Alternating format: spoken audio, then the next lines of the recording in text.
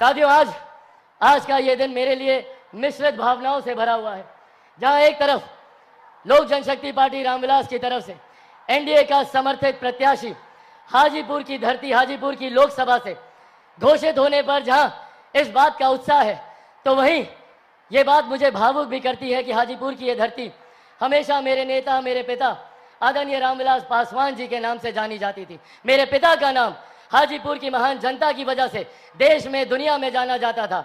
आज जब वो हमारे बीच नहीं है, यकीनन ये पल मुझे भावुक करता है, पर आज मेरा हिम्मत आप बढ़ाते हैं और मेरे लिए मेरे प्रधानमंत्री जी का यहाँ आना, इससे पहले मेरे पिता, मेरे नेता आदरणीय रामविलास पासवान जी के लिए भी प्रधानमंत्री यहाँ पर आए थे, और आज जब वो यहाँ पर आए हैं, उन्होंने एक पिता की कमी को मेरे अभिभावक के रूप में पूरा करने का उन्होंने काम किया। एक बार जोरदार ताली आप लोग प्रधानमंत्री जी के स्वागत में यहाँ पर बजा। साथियों, मेरे लिए आज हाजीपुर की धरती किसी पवित्र संगम से कम नहीं है। आज यहाँ पर 3 ऐसी मजबूत शक्तियां मौजूद हैं जिन्होंने मेरे पिता के जाने के बाद मेरे कठिन समय में मुझे संभालने का काम किया, मेरा संरक्षण करने का काम किया। भले वो मेरी माता रीना पासवान जी हो, मेरे प्रधानमंत्री आदरणीय नरेंद्र मोदी जी हो, और आप सब हाजीपुर की महान जनता, आप लोगों की वजह से ही आज चिराग पासवान का अस्तित्व है। आप लोगों की वजह से ही आज चिराग पासवान आप लोगों के बीच मौजूद हो पाया। कई बड़ी बड़ी शक्तियों ने चिराग पासवान को समाप्त करने का प्रयास किया, पर मेरे प्रधानमंत्री जी का प्यार, उनका संरक्षण रहा कि मेरे पिता के जाने के बाद भी उन्होंने हमेशा मुझे वो स्नेह, वो प्यार देने का काम किया।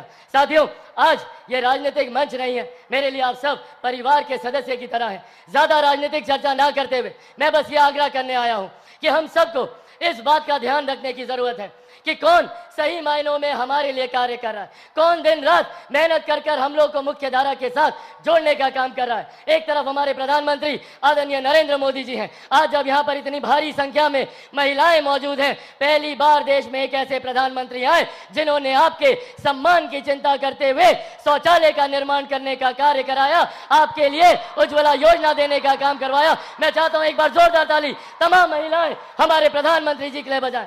आज पहली बार देश में एक ऐसे प्रधानमंत्री जिन्होंने इस बात की चिंता की कि अगर घर पे कोई बीमारी आए तो वो व्यक्ति अपनी जमीन जायदाद गिरवी ना रखनी पड़े, महिलाओं के जेवर को बेचने की नौबत ना आए। प्रधानमंत्री जी ने आयुष्मान योजना के तहत 5-5 लाख रुपए का मुफ्त इलाज हर गरीब परिवार को देने का उन्होंने प्रावधान बनाया।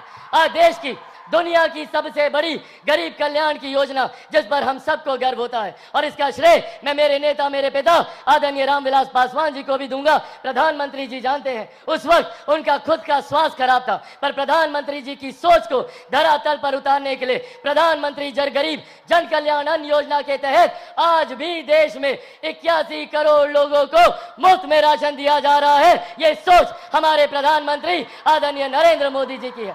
जहां हमारी सरकार ने सरहद से सीमाओं को सुरक्षित रखा, अंतरिक्ष के माध्यम से विकास के कार्यों को गति दी, जहां किसान सम्मान निधि के माध्यम से हर गरीब, हर मजदूर की चिंता करने का प्रधानमंत्री जी ने कार्य किया, तो वहीं आज भी कुछ विपक्षी दल के नेता हैं जो आप लोगों के बीच, हम लोगों के बीच घूम घूम कर भ्रम फैलाने का कार्य कर रहे हैं। कौन है ये लोग? ये वही लोग हैं जो 90 के दशक में लाठी में तेल पिलाने का काम करते थे।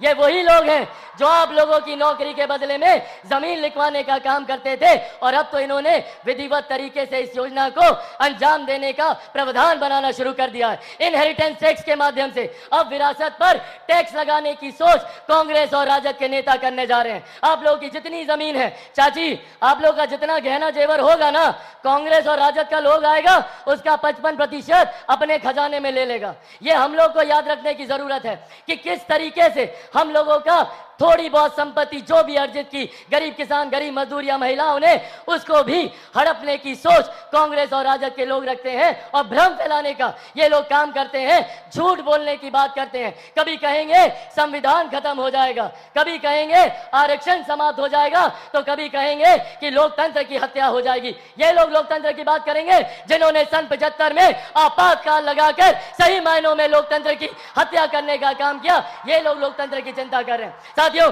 आज मैं मेरे नेता, मेरे पिता आदरणीय रामविलास पासवान जी की कर्म भूमि पर खड़ा होकर उन्हीं के संघर्षों की कसम खाकर आप सबसे वादा करके जाता हूं कि जब तक चिराग पासवान जिंदा है, ना संविधान को कोई खतरा है, ना आरक्षण को कोई खतरा है। ये वादा आपसे मेरे प्रधानमंत्री जी भी करके जाते हैं। साथियों, जो लोग संविधान को खतरे में बताते हैं वो आप लोगों की गरीब कल्याण योजनाओं पे नजर रखते हैं। आज मैं मेरे प्रधानमंत्री जी से भी इस मंच के माध्यम से आग्रह करूंगा कि सर, ऐसे प्रावधान बना दिए जाएं ताकि आरक्षण को लेकर उम्र भर के लिए ये बहस ही समाप्त हो जाए। संविधान की धाराओं का, कानून की धाराओं का इस्तेमाल कर जो लोग बार बार आरक्षण, संविधान को लेकर भ्रम फैलाते हैं, उसकी चर्चा ही पूरी तरीके से समाप्त कर दी जाए। ऐसे प्रावधान प्रधानमंत्री जी आने वाले दिनों में आरक्षण और संविधान को लेकर करें, ये मैं अपेक्षा रखता हूं। और अंत में साथियों बस इतना कहूंगा कि अगर ये लोग आए तो खतरा हम लोग की गरीब कल्याण योजनाओं को है।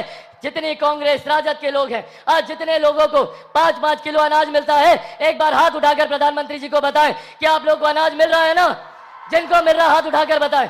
अगर कांग्रेस के लोग आए, राजद के लोग आए, तो ये लोग ये अनाज मिलना बंद करा देंगे। आयुष्मान योजना को ये लोग बंद करा देंगे, क्योंकि ये लोग चाहते हैं कि गरीब गरीब रहे। और दूसरी तरफ हमारे प्रधानमंत्री जी ने 2047 तक भारत को एक विकसित देश बनाने का लक्ष्य रखा है। आइए हम सब मिलकर प्रधानमंत्री जी के इस लक्ष्य में अपना महत्वपूर्ण योगदान दें। और एक बार अंत में जोरदार ऐसी ताली बजाइए कि हम सबको, प्रधानमंत्री जी को हम सब विश्वास दिला सके कि बिहार से 40 की 40 सीटें हम लोग प्रधानमंत्री जी को देने जा रहे हैं। जोरदार ताली से आदरणीय प्रधानमंत्री जिंदाबाद, आदरणीय प्रधानमंत्री जिंदाबाद। अंत में साथियों पुनः मेरे पिता की इस धरती को मैं नमन करते हुए अपने पिता को एक बार फिर से इस मन से श्रद्धांजलि देता हूं। मेरी माँ, मेरी ताकत यहाँ पर मौजूद है, एक बार उनको इन चरणों में भी नमन करते हुए आदरणीय रामविलास पासवान अमर रहे, आदरणीय रामविलास पासवान अमर रहे, एनडीए गठबंधन जिंदाबाद। बहुत बहुत धन्यवाद साथियों, जय हिंद।